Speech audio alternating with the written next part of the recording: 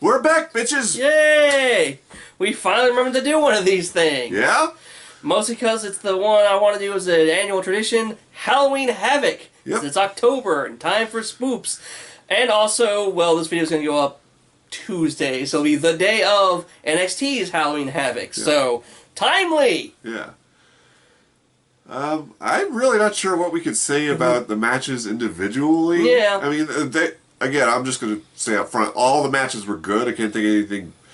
I mean, we'll get to the wonkiness of the final match, I'm sure, but yeah, as a whole, this is a really good pay-per-view. Definitely A-, somewhere in that area. Yeah, I can see why it went on so long. Yeah. I am waiting till we get to like all the spooky, crazy, stupid things, but as just wrestling pay-per-view, this was really good. Yeah. And I'd say it's kind of a refresher to go back and watch this after all the bullshit WWE's been doing lately. Like, it definitely has like, I can't pinpoint if it's just like this was the WCW Southern Wrestling style or just the style at the time. Yeah. But it is like, it's more high-paced, it's more energy, there's less, except for the end, there is less bullshit going on. And more tag teams. Yeah. Like, all but two of the matches, these matches were tag team matches. Which, incidentally, this, something that was like, because they've been, like, right from the get-go, almost like the first sentence, they're talking about there are 4 championship matches happening. So I, like, as we were watching, I started doing, so we're going to obviously have the world title match. The United States match. The United States title match. A tag team title match. I was like, well, what would be the 4th match? Because did they have a women's title match? And incidentally, again, if you're one of those assholes who whine about why aren't there any men only pay-per-views, you're sexist, fuck you. And I mean that. But there was the United States tag team titles. There was a United States tag team and a world tag team. Secondary tag team titles.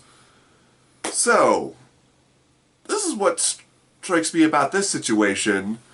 Not only could WWE do more with the women's tag team titles, they could easily have a women's tag team titles for each show.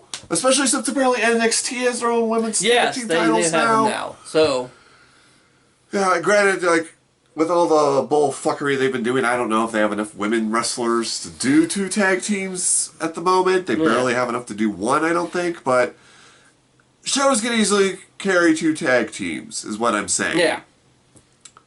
And honestly, I mean, I'm not meaning to steal the show here, but that's actually my biggest, the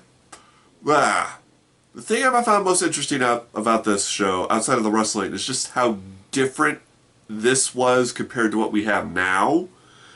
Like, mainly, a lot of stuff. Oh, the refs were distracted a lot in this, but like 75% of it is stuff that just happens now. Yeah. Like, okay, a match goes outside the ring, shit goes down outside the ring, ref doesn't care. Someone gets knocked outside the ring here. Again, this is all the tag team matches. So, like, the heel tag team partners are like, hey, ref, look at me, I'm going to interfere. So then the other guy could do a bunch of stuff outside the ring. And, like, I'm used to, like, well, that wouldn't matter in a modern WWE match. They actually had to, like, plan these things and make it look like the ref was going to do his job if they, you know, there's effort put into it. Yeah. Also, I'd like to point out the commentators are Jim Ross and Paul E. Dangerously, also known as Paul Heyman. Yeah. And yeah, he looks almost the same as he does now. It's like he has like a wig on, a mullet wig. Yeah. And like he didn't notice at first. Yeah, I didn't. Well, Paul E. Dangerously, with that name, I thought it was like a Halloween name because you know, like the one guy was dressed like Phantom of the Opera. He was. So I literally, when the first time I saw him on, or maybe the second time, the first time I saw him on screen, I was like, huh, that guy kind of looks like Paul Heyman. And I was like, yeah, that is Paul Heyman. And I'm like, oh. Yeah, Paul E. Dangerous is what he went by. Yeah. That's why he made he'll eventually make the Dangerous Alliance. Ah, okay. So, I don't know if they're on a Halloween Havoc. We might get to it at some point. Yeah. But yeah, again, like, we broke the format of trying to do match by match pretty quickly. But, like, the first match was the Midnight Express versus the Rock and Roll Express, and it was a bunch of big blonde men just beating each other up. And Jim Cornette was there. I couldn't keep track of two. Again, this is like the first observation I made. okay, I'm no stranger to tag team wrestling at this point, and WWE has a very specific format where the faces are on the, we'll say, hard cam left, and the heels are on the right. These were all reversed. Yeah. Like the faces were in the bottom corner and the heels were in the top corner. And it's, again, not a big deal. It's just like, that's kind of interesting.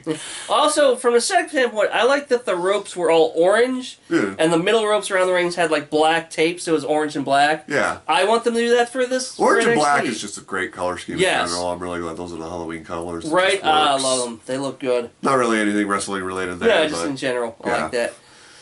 But, another thing I want to point out is, like, I saw Brian Zane did his recent review of Halloween Havoc 89. Yeah. Stealing our thunder, Zane. I see you. But he doesn't see us. No, he doesn't. But he pointed out that, like, there's a lot of copyrighted music used in there. Like, some team came out to Welcome to the Jungle. The Freebirds came out to Leonard Skinner's Freebird, like the riff do it. They changed that for WWE Network and then Peacock. Because a lot of it's very generic music. Because I'm sure they didn't want to pay the copyright to play that. And I swear to God, the Rock and Roll Express came out to just an instrumental version of Honky Tonk Man's theme. Okay. I will say you're probably right, though. If like the Freebirds were supposed to come out to Freebird, they chose their generic rock music very well, because at one point one of them lip syncs. Yeah. And the lip syncs match. Yeah, so that did make me wonder if like that was the actual song they used. Yeah. Like maybe they just did Freebird in '89, because I remember that being like teams are coming out to music now. Yeah. But now this is like, it is interesting to see how this is gelling to what we know wrestling is today with entrances and music and things. But clearly some things are just like generic, and that's where like, yeah, there's someone like just in the sound truck mixing this together for the network, and like, just put that in there. That's fine. Yeah. It's WCW. Who cares? We beat them. But I can see why eventually WCW would beat WWF, because it was really good wrestling. Yeah, a lot of high spots, a lot of like. Yeah, the matches were really good. Like, I can't think of anything bad. Yeah.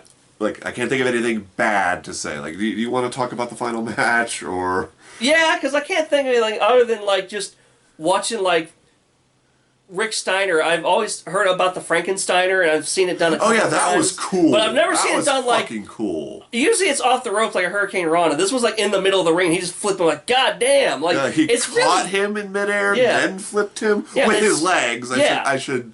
and it's specify really that. impressive because he's a fucking buff dude and Yeah. only gets buffer. Yeah. So, but yeah, let's go ahead and skip to like the end of. Oh, well, first we got to talk about the Black Scorpion, because this is the middle of that storyline. I don't know anything about this. This is like the first I've heard of it. This is the first I've seen it. So this is my context. All right. So the Black Scorpion storyline was someone from Sting's past was coming back to fight him, and he's called the Black Scorpion because I'm assuming Sting and has Scorpion. Yeah, symbols. Sting. So, and he was always like disguised as just a black hood or a voice, who I'm pretty sure is Ole Anderson, using the exact voice he would go on to use for the Shockmaster.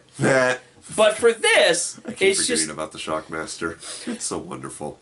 it's just a cloaked figure on a ramp, and he's like, Sting, I will defeat you, Sting. You don't know me. And he plucks this kid from the crowd. I guess she's a stage hand or something, because she's holding like a notebook or something. Come and get me, Sting. And he goes behind something rigged, pulls up the curtain, and then disappears. And then he's over there, and then like Sting just runs and grabs the girl, and he's like, we'll meet again, Sting, and runs off. And nobody goes after him. Yeah. Just disappears. Like after the guy runs backstage, Sting is like, go over there.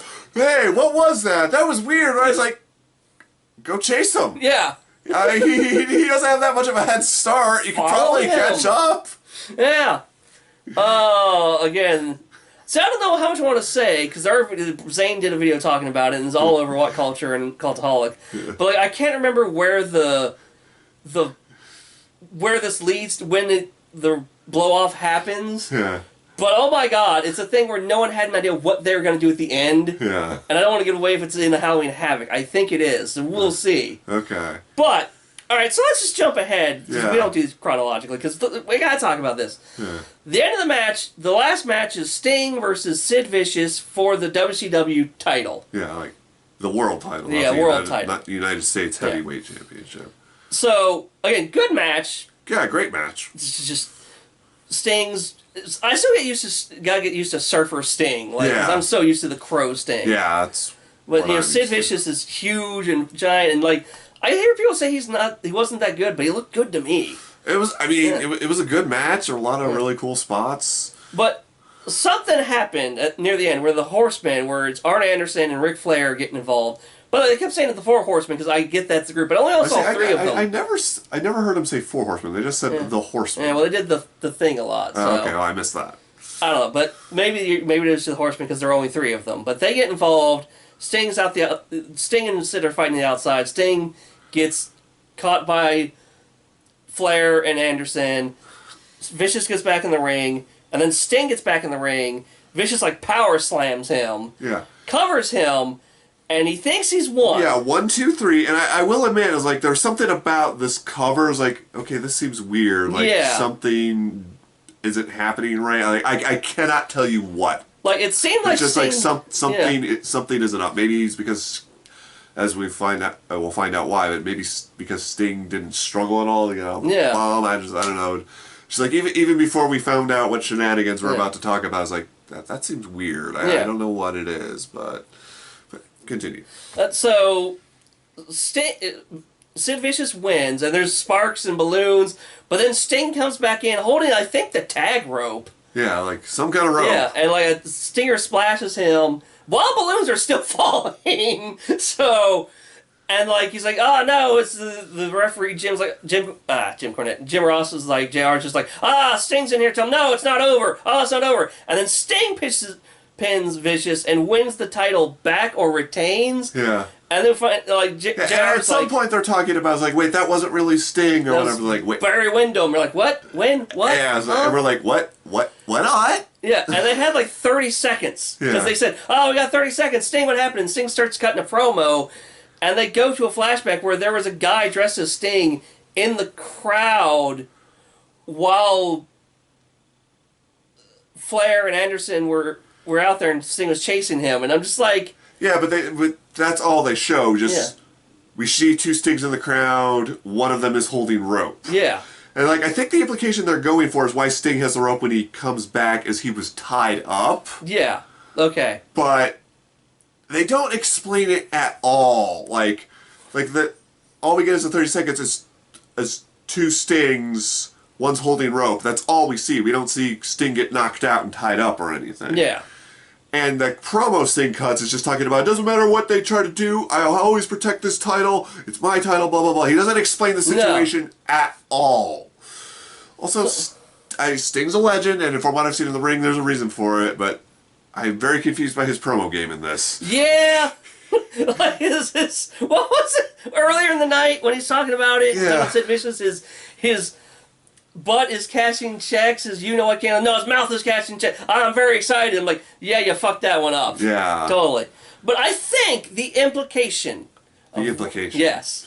I think what was meant to happen is, I think there are four horsemen. I think Barry Windham was the fourth one, because you remember he was in the group for a while. Yeah. And I think he was supposed to disguise himself as Sting, go in there, and lay down for Sid, so Sid could get the title. Yeah. And, while Rick and Arn led Sting away or tied him up somewhere. Yeah. And that was what happened. And then Sting got free and saved. But yeah, they did nothing to try to clarify that. No. And this is before the days of Nitro. Yeah. So I don't know how they explained it afterwards. Yeah. I should probably look that up. But I'm like, this was very confusing. Now that felt like a WWE ending. Yeah.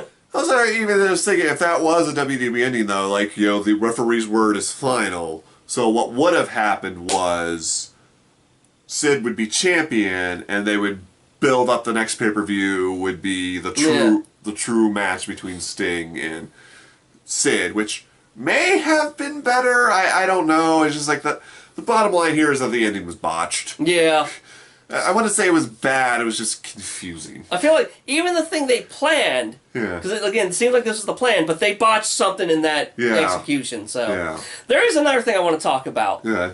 Oh, there's some good old-fashioned 90s racism in this one. This up. The Renegade Warriors, which first of all is funny to me because just the name, the Renegade Warriors, because WCW later will have the Renegade, who is the ripoff of the Ultimate Warrior. So the fact they had a team that had both those names combined earlier is just funny to me. And these guys were wearing like hot pink with tassels, so I yeah, don't know how intentional this was. And also feathers in their heads because they were Native American, and they were doing the whole thing. Native, like when the announcer said, you know, first introducing so-so, they said from the something reservation in New Mexico or Texas. Oh, I missed that part. You were in the kitchen. Yeah. You just heard me go, oh, no. And what made it worse is like halfway through the match, I just realized, because I don't know how else to say this, so please forgive me. They had very white names. Maybe it's better they didn't go with stereotypical names. I don't know if Native Americans still have those types of names. But they were very white names. And like at one point, it just... One of the guys was like, I don't think that guy's Native American. I think he just has a tan. Yeah. I can't say for sure. If I'm wrong, you know, feel free to roast me in the comments. But it's just like the whole thing was not. It was uncomfortable. And yeah, and this was them fighting the Freebirds because the Freebirds had Little Richard, someone with them, not actual Little Richard. Yeah. But he was imitating, trying to like mock them, and did the woo thing. Like, oh no. No, stop that. It was bad enough when the Renegade Warriors were doing it, but it's just... Also, Michael P.S. Hayes decided to wear all of the 80s for this match. Yeah. My God, that outfit. Like sparkling silver overalls. Yeah, with pink hair. Yeah. So at one point he like fixed it, like and they were heels, so an effeminate / homosexual behavior like that was probably meant to elicit I didn't think about that, but yeah. Yeah, Shades of Gorgeous George. Yep. Oh, early 90s. Hey, other than the uncomfortableness, it was a good match. Oh yeah, they were great in the ring. It was a very fun, energetic match, but it's like, I'm not comfortable. Yeah, right that aged terribly, and probably wasn't even that good even at the time. So I'm trying to think of what other good match there was. There was Doom versus the Nasty Boys, I think, and that was just that was fun. Not like. Thinking about it now, I'm pretty sure Ron Simmons has been in another one of these pay-per-views we've talked about. Yeah, he was there. Because I want to say I talked about how jacked he was. Yeah. Holy shit. They were doomed from the first one. They lost Woman. Oh, yeah, but they got Teddy Long, so... Yeah. One thing I was just talking about the observations I noticed, and I may have missed this, I admit, but all the championship matches, I don't think the champions wore the belts to the ring. Like, after whoever won the belt, they got to hold it above their heads triumphantly. But especially with the United States Tag Team Champions, I don't think the Steiners wore the belts to the ring because I wasn't sure who the champions were during that match. I was about to say, I think they did. Yeah. But yeah, I don't remember. I might be wrong. Yeah, I don't remember too many. Yeah, but I don't think any of the champions, especially not Sting. Sting he didn't wear it to the ring. We saw it afterwards, briefly. But oh no, he wore it, but it was underneath his cloak. Oh, okay. He had a cape or a jacket on, but yeah, he had it. Oh, okay. So yeah. I don't know what I'm talking about half the time. But yeah, overall, this was a lot of fun. Oh yeah, great season of watching. I did love the early '90s CGI graphics of the haunted house. Yeah. I wish we didn't have a Thunderdome electrocution match. Yeah. Eventually, we're gonna get the Chamber of Horrors match, so where they have to electrocute somebody. That might be the next one. That might be next year's. I can't remember. All right. That's the first match too. They start off on that. How do you start off on that? But no, like it's. I want to see when the set gets more elaborate, but like as just a pure wrestling show, it was really good. It was a lot of fun. I do wish we would take more notes and be more technical, but this is how we do our things. But it's just a lot of the matches kind of blend together too after a while. I mean that's just like the quality of the matches isn't why we can't talk much about them. It's just like me coming in as late as I did. I'm used to matches and pay-per-views like having a story leading up to them 9 times out of 10. And, you know, also the wrestlers are just a lot more flashy, like styles clashes and whatnot. So, like, okay, I know these wrestlers are wrestling and they're having a good match, but I don't know how we got here. Yeah. And again, and a lot of the cases, like, I don't know who half these people are. Yeah. Like, the very first match, it's just a bunch of 4 blonde dudes with long hair. Yeah. I don't know. I couldn't keep track of who was on what team, who the faces or the heels were. Yeah, it didn't help. It was like I know they've had a big rivalry, but it was like the Rock and Roll Express and the Midnight Express. Like, you have similar team names. Yeah. One of them had Jim Cornette, and that's usually the Midnight Express. Yeah. But, like, I don't know which side they were on, and everyone got their big small stuff happening all the time. So. Yeah. Oh, it was fun. Yeah. I'm not disparaging it by any means. I messed up. It was the Nasty Boys fought the Steiners, because afterwards, Scott gave his promo, and one of them came dressed as the concession guy and broke the fucking plastic thing. And, like, you say, oh, it's just a plastic tub. It's like, we work with those things. They get pretty fucking hard. To break them like that takes a lot of force. So. Well, beating them over someone, so, like, I don't care who you are, that fucking hurt. Yeah, exactly. So, I think that's all I can think to say. Hopefully this one will be shorter than his review of Dick Shark. Check that out. It went up today. Please, I don't want my suffering to be for naught. And then look up Dick Shark. Fuck's sake, Dick Shark.